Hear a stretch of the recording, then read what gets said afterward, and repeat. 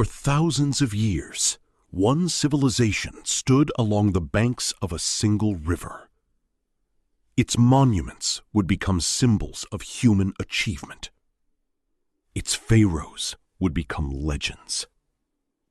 Its temples would survive for thousands of years. And its writing would continue to fascinate the world long after the civilization itself had disappeared. This was ancient Egypt. But Egypt was not created by the pyramids. It began with the Nile.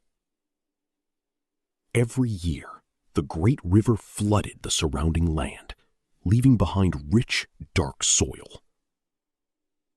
While much of the surrounding region was desert, the Nile Valley became a narrow strip of fertile land.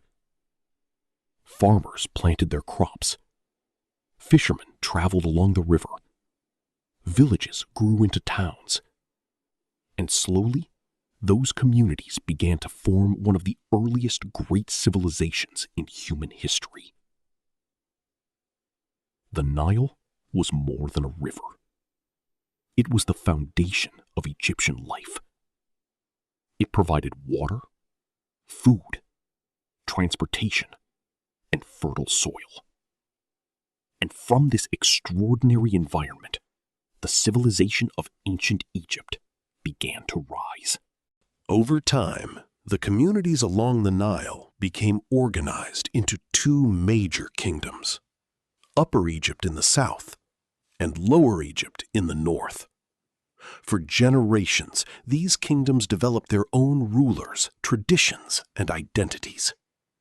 Then, around 5,000 years ago, a powerful ruler known as Narmer united the two lands. The unification of Egypt created a kingdom unlike anything the region had seen before. The pharaoh became more than a king. He was considered a divine ruler, responsible for maintaining order between humanity, nature, and the gods.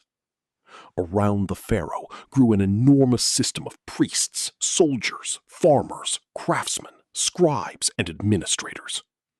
Writing became essential. Egyptian scribes developed hieroglyphs to record religious beliefs, royal achievements, taxes, and everyday events. Temples became centers of religion, government, and knowledge. And the power of the pharaoh continued to grow. But the greatest expression of that power was still to come: the pyramids. During the Old Kingdom, Egyptian rulers began constructing enormous monuments that would challenge the imagination of future generations. At Saqqara, Pharaoh Djoser built the Step Pyramid. It was a revolutionary structure. Stone was being transformed into architecture on a scale never seen before. Behind these projects were thousands of workers, engineers, craftsmen, and administrators. Then came the pyramids of Giza. The Great Pyramid, built for Pharaoh Khufu, became the largest of the three. Millions of stone blocks were transported, shaped, and carefully positioned. Without modern machinery, Egyptian engineers created a structure that would remain the tallest man-made building in the world for thousands of years. Beside the pyramids stood another extraordinary monument: the Great Sphinx.